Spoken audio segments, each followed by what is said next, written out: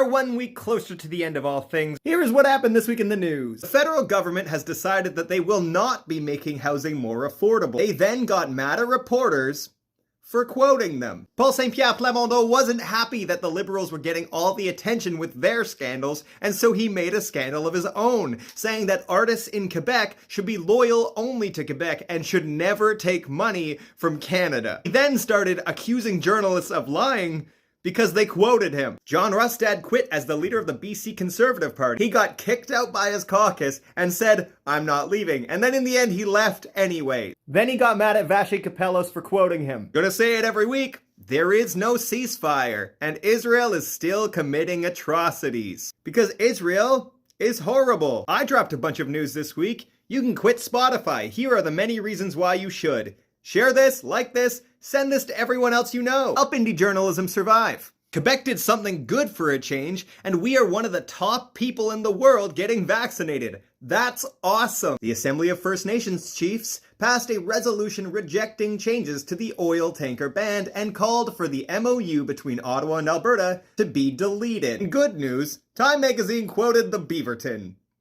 That's crazy. A steel manufacturing plant fired 1,000 people this week. This company, Algoma Steel, went into creditor protection, aka bankruptcy, 3 times since 1992. In 1992, 2004, and 2015. And yet, they still received $920 million from the government. They were given this $920 million despite telling the Liberal government that they were going to fire 1,000 workers. And yet the government won't even do something like fund our healthcare or fund our education, but they'll happily give $920 million to a company that has filed bankruptcy and does not keep their employees employed. It's almost like they only care about corporations and don't care about individuals. That's it. That's the news for this week. Help indie journalism succeed. Repost, like, comment.